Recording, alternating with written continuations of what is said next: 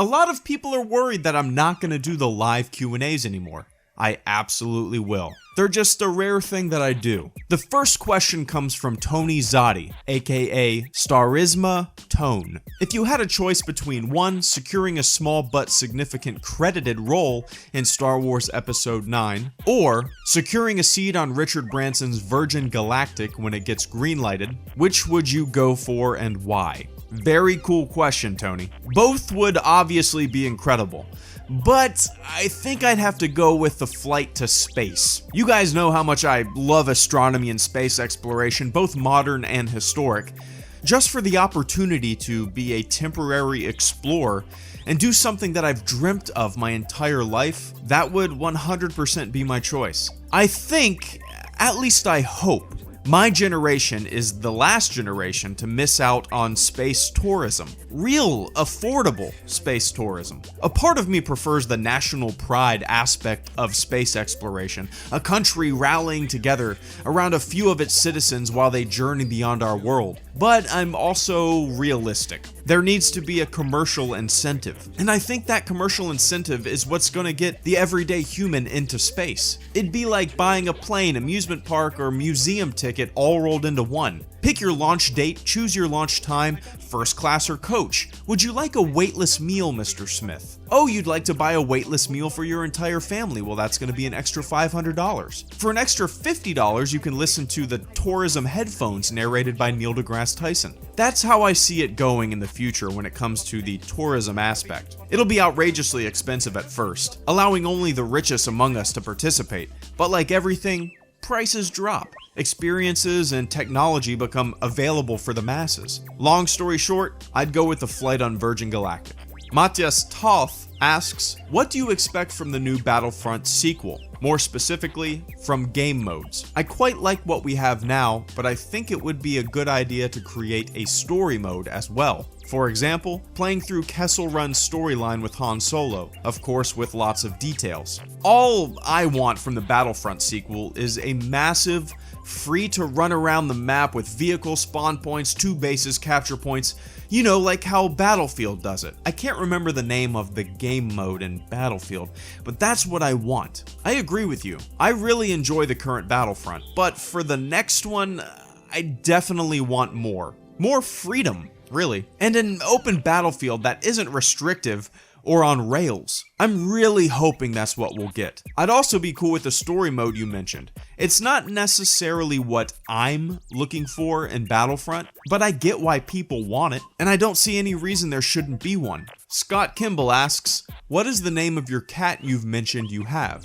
This big guy is named Micah. Scott Collins asks, what is your favorite thing or things about Star Wars? Mine is the philosophy and the use of practical effects. The characters are what makes Star Wars so enjoyable to me. A New Hope is my favorite movie. I love the start of journeys and stories. So to meet all the characters for the first time, discover who they are, see their motivations, and see how they change by the end of the film, that's such a fun ride to me. Likeable characters that you relate with. I also just love the adventure of it all. The universe just seems so big. The camera might be showing you a little portion of what's going on, but it just feels like beyond the camera, to the left, the right, up and down, there's a living world just off camera. A real place to be explored. Like you, I also love the philosophy of it all. Luminous beings are we, not this crude matter. We're all connected. There is good and there is evil, and goodness is always in battle with those trying to destroy progress and knowledge. Also like you, I love the practical effects. I like seeing how shots are made, or scenes are set up, how effects are done. Paul Robinson asks, so we get drunk and steal the TARDIS or DeLorean. All of time and space, everywhere and anywhere. Every star that ever was. Where do you want to start? Where do you want to go and what do you want to get up to? And do we get home in time for dinner? Bring the missus. First, I'd pick the DeLorean. Second, I would want to go into the future. Events in the past do interest me. I love me some history. But I am vastly more interested in the future, mainly just to see what becomes of our species. how far we push the envelope with exploration, technology, and cooperation. I'd love to go 1,000 years into the future. Just like if we went 1,000 years in the past compared to today, the world would be unrecognizable. Hell, you don't even have to go back that far. You could just go back 100 years and it wouldn't even be recognizable. 50 years and it wouldn't be recognizable. I think it'd be the same if we traveled 1,000 years into the future. Unrecognizable. And that fascinates the hell out of me. I look at the future through rose-colored glasses, though. I imagine it being like the United Federation of Planets from Star Trek, where differences are put aside, exploration and knowledge is paramount, and everyone works together for the greater good, for the progress of mankind. Who knows, Paul? We might shoot into the future and discover a lifeless, cold, and desolate Earth. I'd bet against that, though. I believe in humanity. Mateusz asks, did you fix the garage drainage thing? It's better than it was. I have some stuff blocking the garage door, which helps. If you guys don't know what I'm talking about, whenever it rains heavily, my detached garage floods. It's just like a river rushing down the driveway, filling up the garage. But I bought a pump that slowly pumps the water out. It's good, but it takes a long time and it doesn't fully get the water out. It's a solution for when the garage is already flooded. It doesn't pump water out as water comes in. I have to trudge through the water, put the pump down and turn it on, and try not to get electrocuted. I've learned to live with the flooding. I actually had a company come out and give me an estimate on how much it would be to fix and to install a proper pump in the cement that would detect water as it came in and pump it into the sewer. Well, that would cost almost as much as a Jeep Renegade. I'll pass. Chris Tanner asks, everyone knows where Luke got that talking trash can kid, but where do you think he got them fancy space pajamas? Talking trash can. You mean R2-D2? I'm assuming you mean R2-D2. And fancy space pajamas. Like the robe he wore at the end of The Force Awakens? I'm not too sure what you mean by this question, but that's the way I'll answer it. I don't know where he might have acquired the robe. Or maybe he made it himself. Who knows? Luke was at the first Jedi Temple, that's the island at the end of The Force Awakens.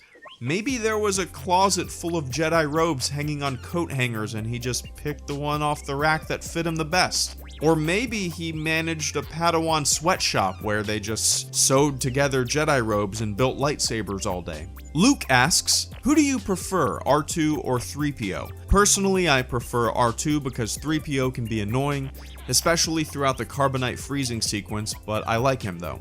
I've always been a C-3PO guy, but you can't have one without the other. Their interaction is what makes them fun, the bond they have. 3PO translating R2's beeps for the audience. It's a really clever way to present a pair of characters. But yeah, I love me some C-3PO. He's neurotic, nervous, pessimistic, and cowardly. He doesn't really belong in this great grand adventure. He's kind of the fish out of water. Martin DF asks, I was just wondering if you have seen Suicide Squad yet. If so, what did you think about it? Me and my friend saw it this Friday, and despite what the critics are saying, I thought it was really entertaining. I actually haven't seen Suicide Squad yet, Martin. I wish I could give you my thoughts on it. I plan on seeing it in the future. I don't know when. I'm not really in that much of a rush. But you're right about the critics, though. I really haven't heard many positive things about the movie. But I don't base my desire to watch something or not watch something based off of critical reception. I've seen movies that have like a 90% on Rotten Tomatoes that I thought were garbage, and I've seen movies that have like a 40% on Rotten Tomatoes that I love. Joe Buffington asks, how would you feel about having a non-heteronormative character in the Star Wars universe, say in episode 8 or 9? He also asks, you have a distinct voice. Has anyone ever recognized you as Hello Greedo on the street without the bucket?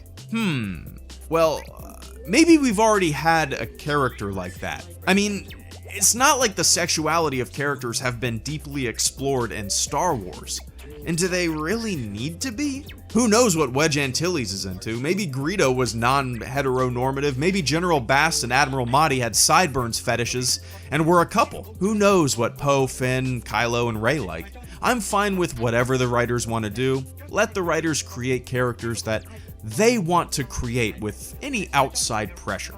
I like my creators to have that freedom, but I'm fine with whatever. And to answer the second part of your question, I've actually never had someone recognize my voice when I'm out and about. That would be pretty neat though. I have had people recognize my voice in video games though, on like the voice chat, which was pretty cool. JeanPierre Jin asks, after Star Wars Episode 8 and 9 are done, do you see Disney deciding to remake Episodes 1, 2, and 3 in the mid-future?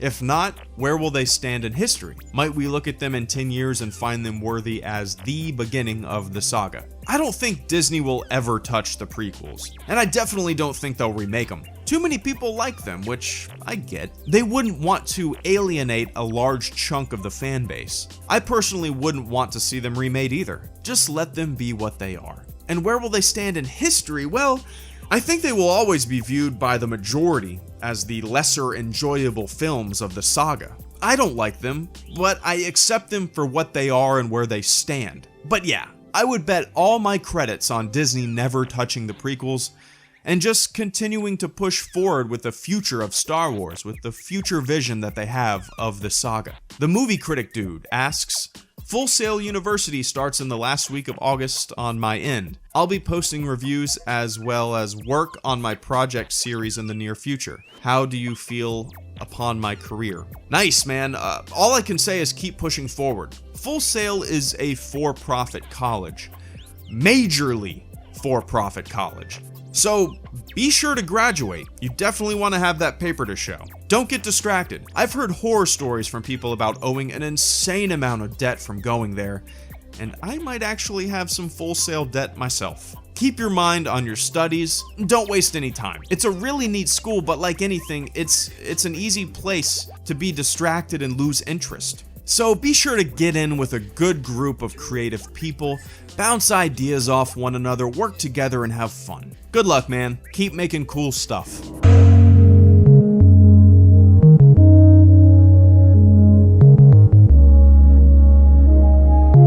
Always with you at Galactic.